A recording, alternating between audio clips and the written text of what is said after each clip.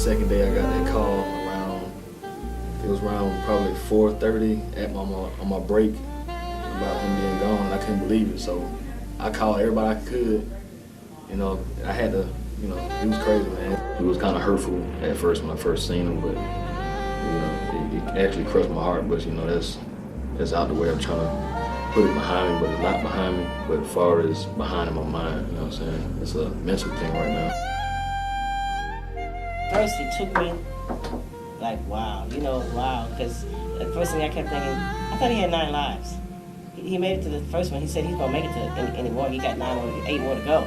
So, you know, I'm like, why is he gone? It's not even, hasn't reached the 9 yet. The first accident that he got in, or whatever, that kind of touched me right there, because it was I looked at life differently. Like, whoa, okay, this man just left and came back that quick. So it's like, well, I need to figure out what I'm doing wrong, or either watch from what just happened to him so that I can try to go be better. He left such an impact when he came to Rock Hill.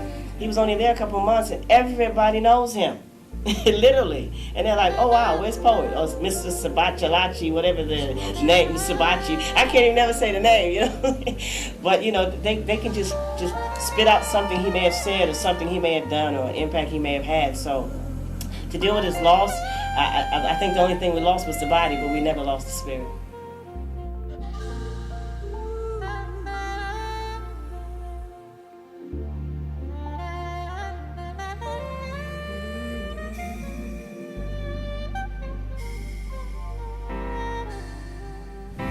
Well, me and my brother, we're one of the ones that's kind of two of the opposites. That's probably why we got along so well. Sometimes we didn't, sometimes we did, you know.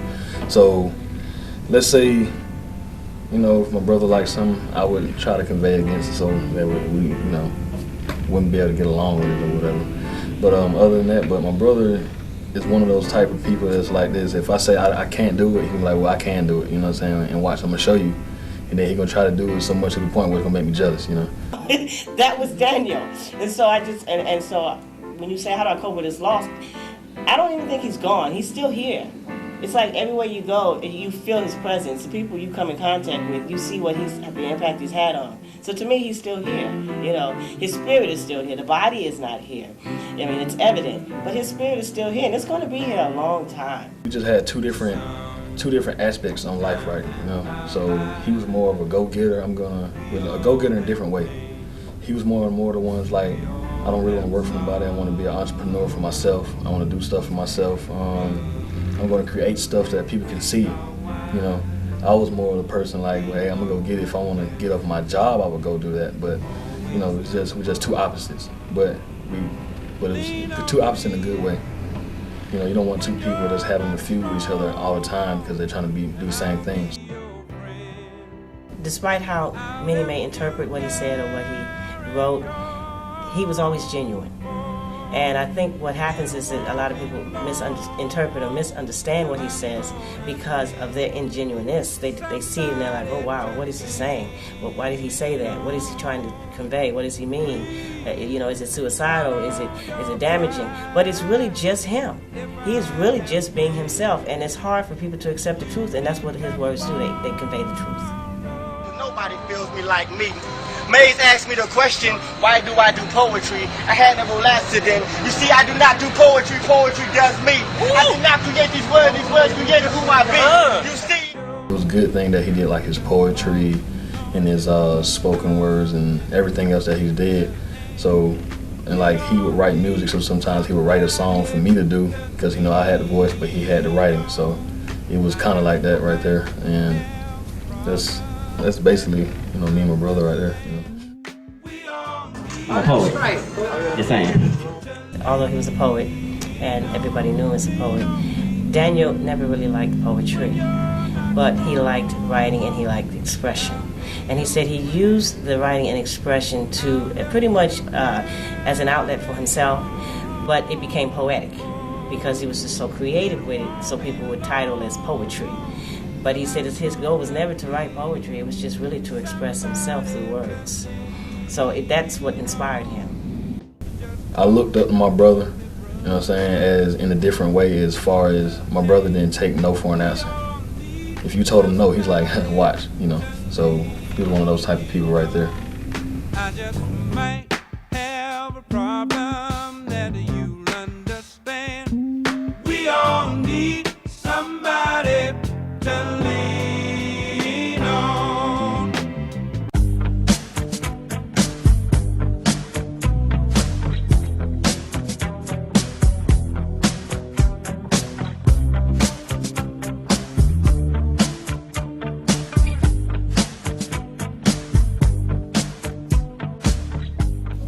Me and Daniel were pretty close.